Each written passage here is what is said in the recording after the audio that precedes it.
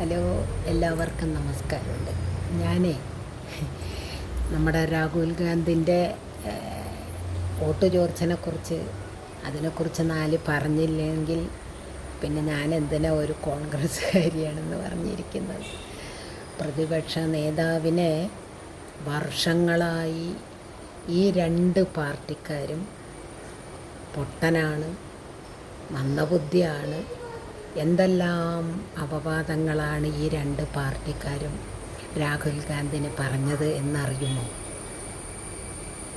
അപ്പോൾ കമ്മീഷണർ വിചാരിച്ചത് ഇത്രയും പേപ്പർ രാഹുൽ ഗാന്ധിക്ക് കൊടുത്തപ്പോൾ ഇവർ വിചാരിച്ചത് എന്താണെന്നറിയോ? രാഹുൽ ഗാന്ധി അത് കടല പൊതിയെന്നാണ് വിചാരിച്ചത്. പക്ഷേ അവരുടെ തലയിലുള്ള തലച്ചോറല്ലല്ലോ പ്രതിപക്ഷ നേതാവ് ഞങ്ങളുടെ രാഹുൽ ഗാന്ധിൻ്റെ തലയിലുള്ളത്. മനസ്സിലായോ? അതിലെ കള്ളവോട്ടുകൾ കണ്ടുപിടിച്ച് ഇന്നത് മാധ്യമത്തിൻ്റെ മുൻപിൽ കൊണ്ടുവന്ന് ഇന്ത്യ ഭരിക്കുന്ന പാർട്ടിൻ്റെ മുമ്പിൽ വിരൽ ചൂണ്ടി ചോദിക്കുന്നുണ്ടെങ്കിൽ ഈ ഇന്ത്യ ഭരിക്കാൻ യോഗ്യത രാഹുൽ ഗാന്ധിക്ക് തന്നെയാണ്. അടുത്ത തെരഞ്ഞെടുപ്പിൽ തൻ്റെ ഇടമുണ്ടെങ്കിൽ, ഏത് പാർട്ടിക്കാരായിക്കോട്ടെ, തൻ്റെ ഇടമുണ്ടെങ്കിൽ പണ്ടത്തെ പോലെ പേപ്പറിൽ കുത്തി വോട്ട് ചെയ്യാൻ ആണത്തമുണ്ടെങ്കിൽ തെരഞ്ഞെടുപ്പിൽ അങ്ങനെ വേണം ഇലക്ഷൻ നടത്താൻ. ഈ കമ്മീഷണർ എന്ന് പറയുന്ന ആൾക്ക് അയാളുടെ അക്കൗണ്ടിൽ കോടികൾ പണം. കാരണം എന്താണെന്ന് പറഞ്ഞാൽ 500-ൻ്റെ നോട്ട് ഒരിക്കൽ 2000-ൻ്റെ നോട്ട് ഒരിക്കൽ നിർത്തിയിട്ടുണ്ടായിരുന്നില്ലേ? ഈ നോട്ടിൻ്റെ കള്ളക്കളികളും ഈ കമ്മീഷണറിൻ്റെ അക്കൗണ്ടിലുണ്ടാവും. ഈ ജനങ്ങൾ കുറേ വിഡ്ഢികളാണ്. നമ്മുടെ ഇന്ത്യയിലുള്ള കുറേ ജനങ്ങൾ വിഡ്ഢികളാണ്. ഇപ്പോഴും അവർക്ക് നേരം വെളുത്തിട്ടില്ല. ഇപ്പോഴും രാഹുൽ ഗാന്ധിനെ കുറ്റം പറഞ്ഞുകൊണ്ടാണ് ഇരിക്കുന്നത്. നമ്മുടെ ആ 24-ൽ ഒരുത്തിയുണ്ടല്ലോ, എന്താ അവളുടെ പേര് മറന്നുപോയി. അവളുടെ ഒരു BJP-നെ തലയിലേറ്റിയിട്ട് നടക്കുന്നവൾ. അവളിനെ എൻ്റെ അടുത്തെങ്ങാനും കിട്ടിയിട്ടുണ്ടെങ്കിൽ അവളുടെ ചെപ്പാങ്കുറ്റി നോക്കിയിട്ട് ഞാൻ 4 എണ്ണം കൊടുക്കുമായിരുന്നു ആ പത്ര റിപ്പോർട്ടുകാരൻ്റെ മുഖത്തേക്ക്.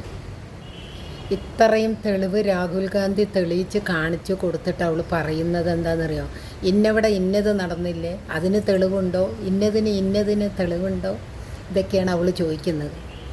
അതായത് ഇത് കള്ളത്തരം ചെയ്തതിന് മറുപടി പറയാനില്ലാത്തത് കൊണ്ടാണ് ഈ ഉത്തരം മുട്ടുമ്പോൾ കൊഞ്ഞനം കാട്ടുക എന്ന് പറയുന്നതാണ് ഇപ്പോഴത്തെ ഇന്ത്യ ഭരിക്കുന്ന ഭരണപക്ഷം പറഞ്ഞുകൊണ്ടിരിക്കുന്നതും അവരിൻ്റെ മൂട് താങ്ങി ഇരിക്കുന്ന കുറേ മനുഷ്യർ. മനസ്സിലാവുണ്ടോ? അപ്പോൾ എങ്ങനെയാണ് ഇവർ ഇന്ത്യ ഭരിക്കാൻ ഞങ്ങൾക്ക് ഇത്ര സീറ്റ് കിട്ടും എന്ന് പറഞ്ഞതെന്ന് ഇപ്പോൾ തലയിൽ ജനങ്ങൾക്ക് ബുദ്ധി വന്നോ? ഇനിയെങ്കിലും വന്നില്ലെങ്കിൽ ഇനി ഇന്ത്യയിലത്തെ ജനങ്ങൾ, പാവപ്പെട്ട ജനങ്ങൾ ഇങ്ങനെ നക്കേണ്ടി വരും ഇനി എല്ലാത്തിനും. ഞാൻ വായിക്ക് പറയുന്നുണ്ട്. അരി, വെളിച്ചെണ്ണ, പെട്രോള്, കരണ്ട്, വെള്ളം, ഈ പാവപ്പെട്ട വേണ്ടവർക്ക് എല്ലാവിധ സാധനങ്ങൾക്കും വിലക്കയറ്റമാണ്. ഏറ്റവും താഴ്ന്ന പാവപ്പെട്ടവർക്ക് ജീവിക്കാൻ വലിയ പാടാണ്. അതിൽ കുറേ ജനങ്ങൾക്ക് യൂട്യൂബിലെ വരുമാനം കൊണ്ടും എല്ലാം കൊണ്ടും കുറേ സഹായങ്ങൾ ചെയ്യുന്നത് കൊണ്ട് അങ്ങനെയുള്ള പാവപ്പെട്ടവർ ഇന്ന് ഇന്ത്യയിൽ ജീവിക്കുന്നു. ഇന്ത്യ ഭരിച്ച് പൈസ ഉണ്ടാക്കുന്നതും കേരളം ഭരിച്ച് പൈസ ഉണ്ടാക്കുന്ന ആൾക്കാർ രാജീകമായിട്ട് അവർ ജീവിക്കുന്നു. അവർക്ക് അസുഖം വരുമ്പോൾ അവർ അമേരിക്കയിൽ പോകുന്നു, ലണ്ടൻ, ജപ്പാൻ, ജർമ്മനിയിൽ പോകണം. നമ്മളെപ്പോലെ ഉള്ളവർ ഈ മറ്റേ ക്ലോറക്സിൻ്റെ നാറ്റം കൊണ്ട കേരളത്തിലെ മെഡിക്കൽ കോളേജുകളിൽ പോയിട്ട് വരിയായിട്ട് നിൽക്കേണ്ട ഗതികേടാണ് വന്നിരിക്കുന്നത്. അപ്പോൾ ജനങ്ങളോട് എനിക്ക് ഒന്നേ പറയാനുള്ളൂ, ഇനിയും നിങ്ങൾ കണ്ണ് തുറന്നിട്ടില്ലെങ്കിൽ ഇനി നമ്മൾ പോകുന്നത് ആത്മഹത്യ മാത്രമേ പാവപ്പെട്ടവർക്ക് ചെയ്യാനുണ്ടാവൂ. അപ്പോൾ നമ്മളുടെ രാഹുൽ ഗാന്ധി ഇപ്പോഴേ പ്രധാനമന്ത്രി ആയിട്ടുണ്ട്.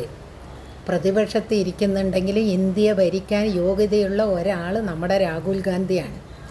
ഇന്ത്യൻ്റെ പ്രധാനമന്ത്രിയാകാനുള്ള യോഗ്യതയും രാഹുൽ ഗാന്ധിക്കാണ്. അപ്പോൾ ആ പ്രതിപക്ഷ നേതാവ് നമ്മുടെ രാഹുൽ ഗാന്ധിക്ക് എൻ്റെ ഒരു വലിയ ബിഗ് സല്യൂട്ട്. അപ്പോൾ എല്ലാവർക്കും ഒരു നമസ്കാരമുണ്ട്. Okay, bye.